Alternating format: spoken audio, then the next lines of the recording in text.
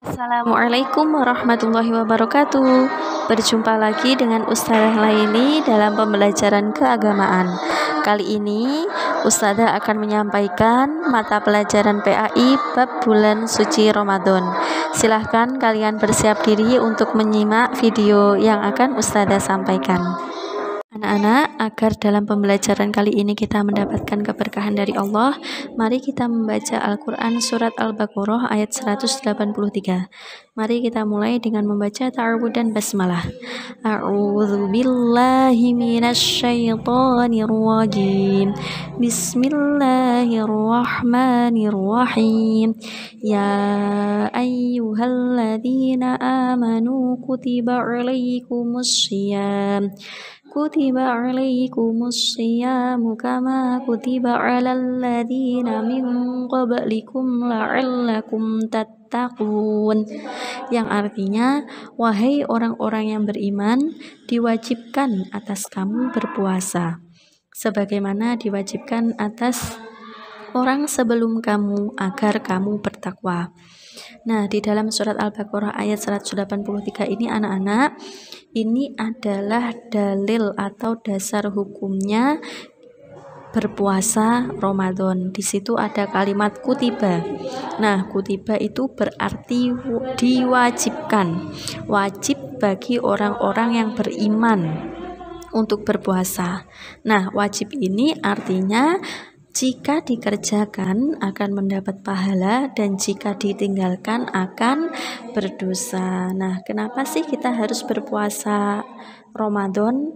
Nah, agar kita mendapat ketakwaan. Ketakwaan itu adalah apabila kita senantiasa menjalankan perintah Allah dan juga tidak melaksanakan apa yang dilarang oleh Allah. Di dalam bahasa Arab, berpuasa itu disebut dengan istilah syam. Sedangkan dalam arti panjangnya, berpuasa artinya menahan diri dari segala sesuatu yang dapat membatalkan puasa, baik itu sejak terbit fajar sampai terbenamnya matahari. Menahan diri dari apa anak-anak? Dari makan, dari minum, kemudian menahan nafsu kita, menahan diri kita dari berbicara yang tidak ada manfaatnya. Nah, di sini ada syarat wajib puasa. Itu artinya siapa saja sih yang diwajibkan untuk berpuasa Ramadan ini? Nah, apabila syarat-syarat ini terdapat pada diri seseorang, maka orang tersebut wajib berpuasa. Yang pertama, dia harus beragama Islam. Ya, jadi Islam itu adalah syarat utama. Nah, apabila dia tidak beragama Islam, maka puasanya tidak akan sah. Yang kedua, ada berakal sehat. Artinya orang itu tidak gila. Nah, orang gila ini atau orang yang hilang akalnya ini tidak wajib berpuasa karena dia akalnya tidak seperti orang normal ya. Jadi dia tidak diwajibkan berpuasa. Yang ketiga ada baligh atau dewasa. Nah, orang dewasa itu wajib hukumnya menjalankan puasa Ramadan. Nah, apabila ada anak-anak yang belum balik, maka tidak wajib berpuasa. Tetapi anak-anak itu sudah diajarkan untuk berpuasa sejak dini untuk melatih agar besok ketika dia sudah balik dan dewasa sudah terbiasa melakukan puasa Ramadan. Kemudian di sini ada rukun puasa. Rukun puasa itu artinya sesuatu yang wajib dilakukan atau yang wajib ada di kegiatan yang dilakukan. Nah, ketika puasa yang harus kita lakukan, yang pertama kita harus membaca niat di dalam hati bahwasanya kita memang benar-benar melaksanakan puasa. Nggih, semua sudah tahu kan niatnya berpuasa Ramadan? Nawaitu shoma ghadin an adai fardi syahri ramadhana hadhihi sanati fardhon lillahi ta'ala. Kemudian yang kedua ada menahan diri dari sesuatu yang membatalkan puasa. Apa saja sih hal-hal yang dapat membatalkan puasa, anak-anak? Nah, bisa kalian simak di sini. Di antaranya adalah keluarnya darah haid bagi anak perempuan yang sudah balik ya. Nanti kalau kalian sudah balik pasti juga akan mengeluarkan darah haid.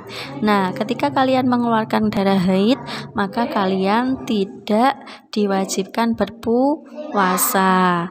Akan tetapi kalian harus menyaur atau membayar puasa di lain hari. Kalian juga harus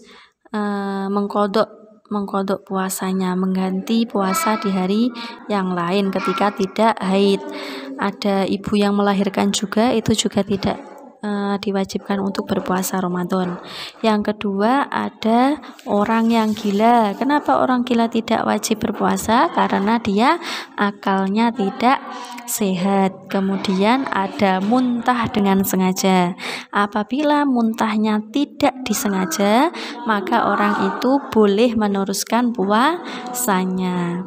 Kemudian ada makan minum dengan sengaja. Nah, ini sudah jelas ya anak-anak. Tentu saja ketika berpuasa ada orang makan dengan sengaja, ada orang minum dengan sengaja, maka dia akan batal puasanya. Jadi hal-hal yang seperti ini harus dihindari ketika kita menjalankan ibadah puasa. Nah, ada yang lain lagi anak-anak, hal-hal yang membatalkan puasa diantaranya murtad atau keluar dari agama Islam. Itu juga termasuk hal-hal yang tidak boleh dilakukan ketika puasa.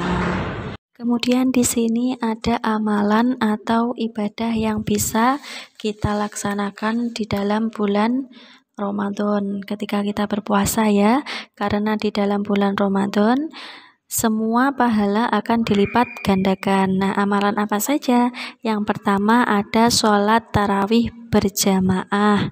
Kemudian dilanjutkan dengan sholat witir. Nah, setiap malam pada bulan Ramadan, orang-orang dewasa dan anak-anak, baik itu laki-laki maupun perempuan, berbondong-bondong pergi ke masjid, ke musola untuk melaksanakan sholat tarawih dan juga sholat witir.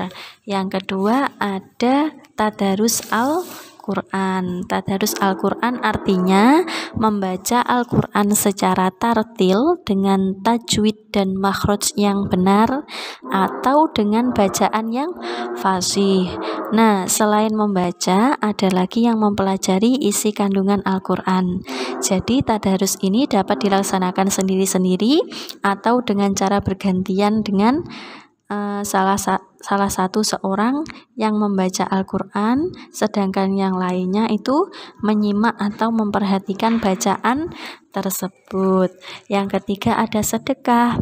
Memperbanyak sedekah maksudnya memberikan sesuatu yang bermanfaat kepada orang lain dengan niat ikhlas karena mengharapkan ridho Allah. Yang keempat ada iktikaf atau berdiam diri di masjid, gunanya untuk mengingat Allah, berzikir kepada Allah. Hikmah dari berpuasa Ramadan atau manfaat apa saja yang bisa kita ambil dari puasa Ramadan ya? Itu ada sangat banyak anak-anak. Yang pertama sebagai ungkapan rasa syukur kita kepada Allah. Nah, ibadah puasa dan ibadah lainnya merupakan ungkapan rasa syukur atas nikmat yang telah diberikan Allah kepada kita. Yang kedua adalah mendidik atau melatih kejujuran. Di saat berpuasa, kita menahan lapar dan dahaga, mampu untuk tidak makan dan tidak minum, meskipun tidak ada yang melihat. Nah, kita yakin bahwa Allah Maha melihat. Yang ketiga ada menanamkan rasa kasih sayang. Dengan berpuasa, kita dapat merasakan penderitaan orang lain. Banyak di antara mereka yang kelaparan dan kehausan. Sesama manusia, kita harus mengasihi dan menyayangi dengan memberikan bantuan agar mereka juga merasakan kebahagiaan.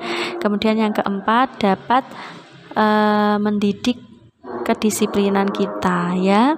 Yang kelima ada melatih atau menjaga kesehatan kita. Apabila kita berpuasa, kita kan sedikit makan. Apabila kita sedikit makan, maka kita menjaga kinerja dari perut kita. Jadi, perut kita bisa sehat, badan kita juga bisa sehat. Demikian tadi anak-anak penjelasan Ustazah tentang bulan suci Ramadan. Semoga apa yang kalian dapatkan hari ini dari penjelasan Ustazah bisa bermanfaat. Amin. Sekian dulu, terima kasih. Wassalamualaikum warahmatullahi wabarakatuh.